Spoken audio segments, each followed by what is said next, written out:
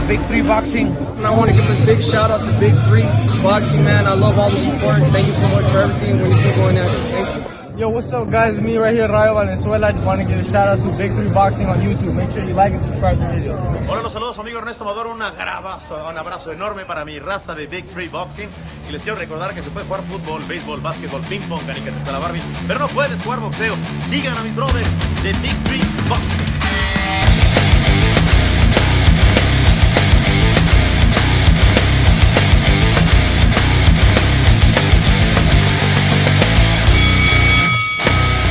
Going on YouTube, Big 3 Boxing, baby, coming live at you from Toucan's Tavern. Actually, Big 2 Boxing today. Our boy Tony is out. It's his mom's birthday, so happy birthday to Doña Silvia, Señor. Shout outs to her, and congratulations. What's going on, Parker? How you been? Good.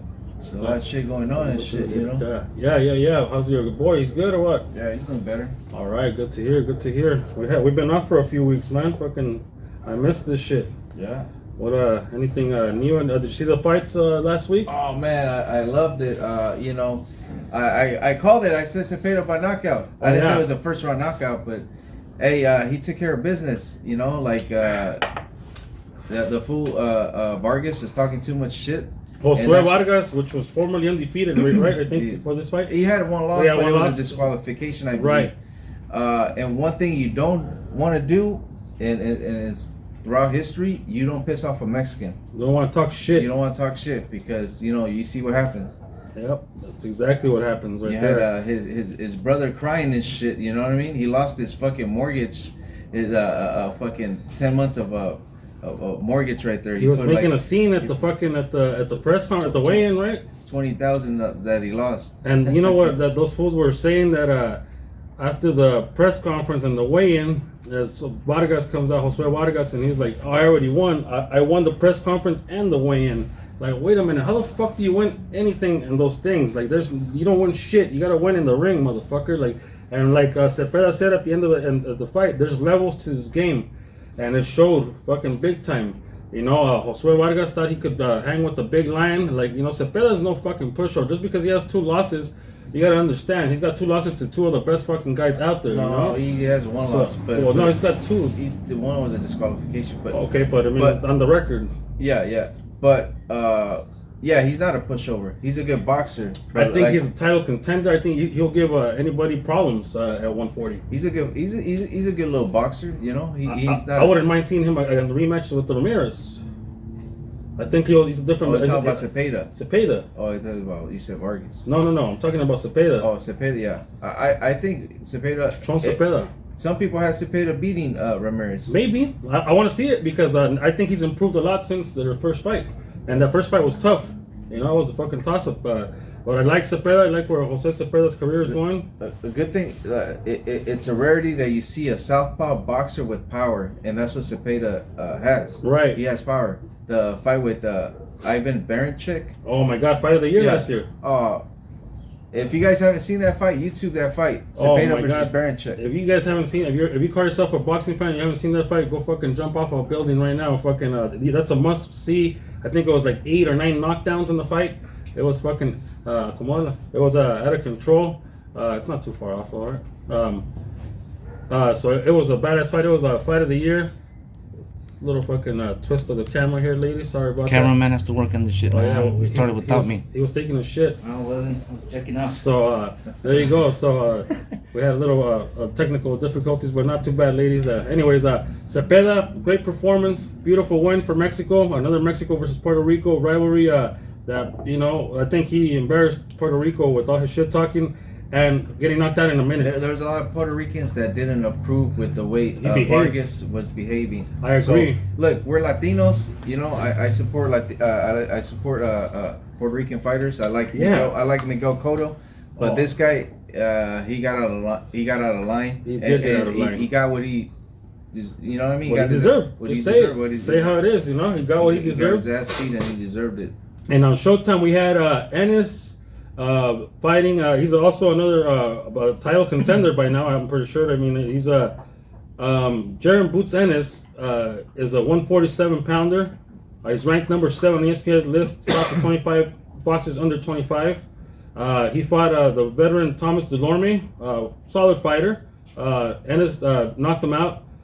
So he improves his record now to 28-0 and 26 knockouts, which is very impressive. Very impressive. I'm a fan of Jaron Ennis. I think he's a solid ass fighter, and I would like to see him against the big dogs. I think he's ready. I like that he called everybody out. I think him and Virgil Ortiz are the future of 147. You know, yeah, I agree. And I think that they will actually eventually clash down the road, not too far from now, because those guys have balls. They're not gonna put no fucking Crawford versus Spence bullshit, you know? No, they're gonna teach Crawford and Spence how it's done, how to make a deal, and how to fucking put two of the best together.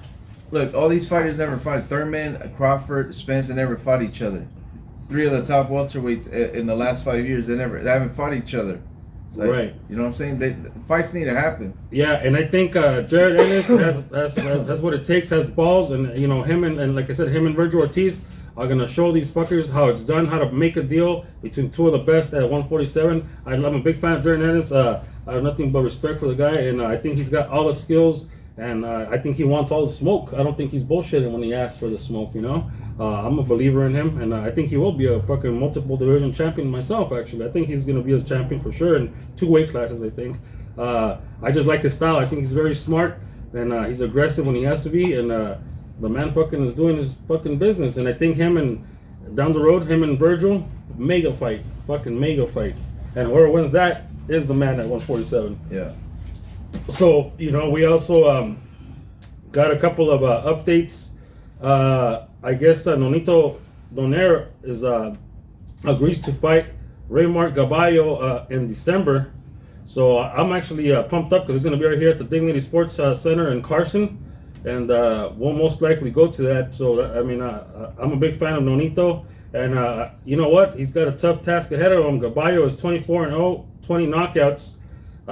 So I mean, shit, you know, it's a solid fight. Nonito Donaire still doing it. Man, he's 20 years deep in the game, at least. Hall of Famer. Fuck yeah, Hall of Famer. What is he, like a 4th division champion? Yeah, he's a lock. Yeah. Also another update. Disappointing.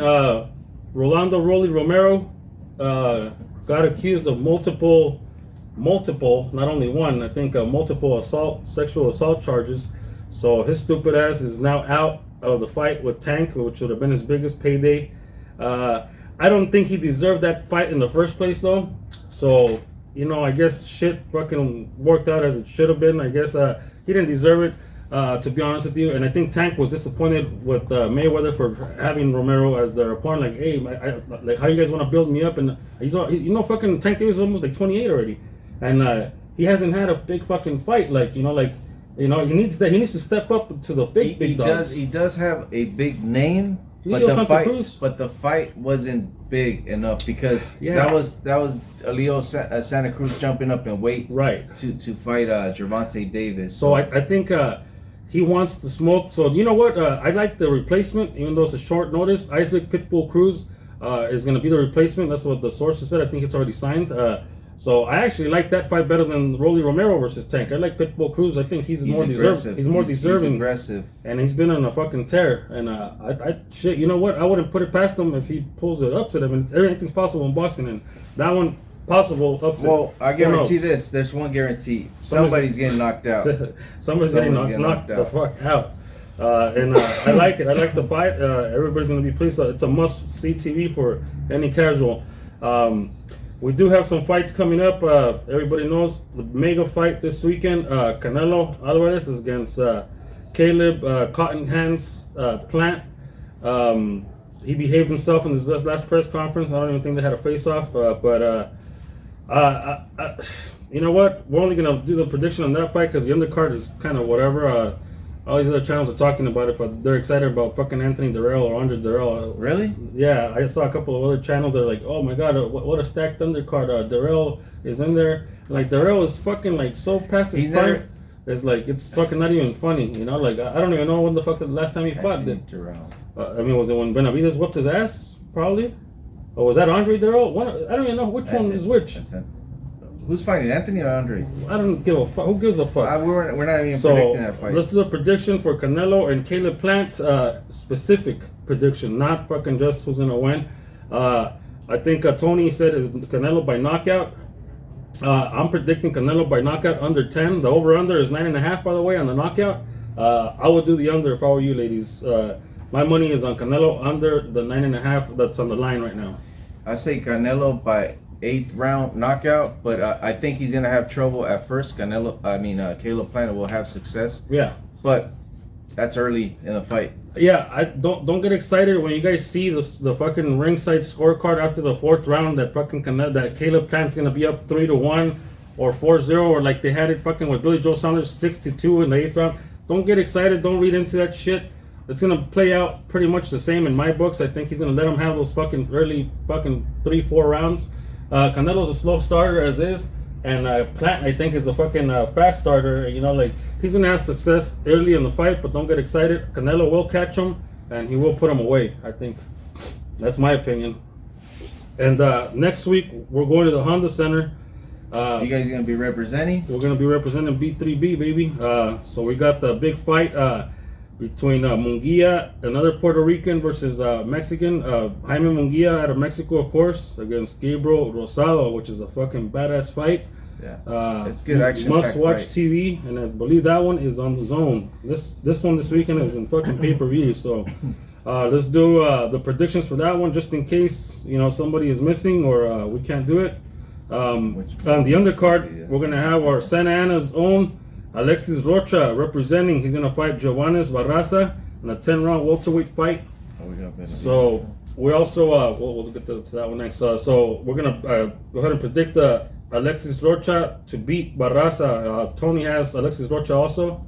Unanimous. Santa Ana in the house. Ana in the house. So there you go, ladies. And then the main event on that card, of course, everybody knows Jaime Munguia is gonna showdown versus Gabriel Rosado. Gabriel Rosado coming off a huge knockout victory over the Bully. There's a toss-up, ladies. There's a toss-up. To be honest with you, there's a fucking what you call a 50-50 fight. I'm going with Munguia, and so is Tony. I don't know what you got. I'm gonna go with Munguia, but it would not surprise me if Rosado wins. Right. But I'm gonna go with Munguia on this fight. All right, we're all unanimous on that so far. Also, that same night, there's action in Arizona. I didn't even know that there was action on Showtime. We got the Benavides brothers fighting. We got Jose Benavides Jr. against Francisco Manuel Torres. I don't even know what to predict on that because I don't even know what Jose Benavides Jr. looks like anymore. Do you want to even say anything about that? Let's just go straight for the big dog, David Benavides. He's going to knock out probably Kyron Davis early in the fight. It's a 12-rounder. David Benavides is a beast. I wouldn't bet against him right now unless he's fighting Canelo. So there you have it. I think we all got Benavides, right? Benavides for sure. All right. So might be a unanimous parlay right here. Well, yeah, we're all unanimous. So if you guys want to parlay a 2-week parlay, it's not a bad 4-5 parlay. It'll get you paid, even though they're all favorites. It'll get you paid because you're doing it's a 4-fighter. So put this down. Canelo Alvarez. We also got David Benavides, Jaime Munguia, and Alexis Rocha if he's on there. And if not, we also got Michaela Mayer fighting out in England. I believe it's this weekend as well. It's on November 5th, which is Friday. So it's on ESPN Plus.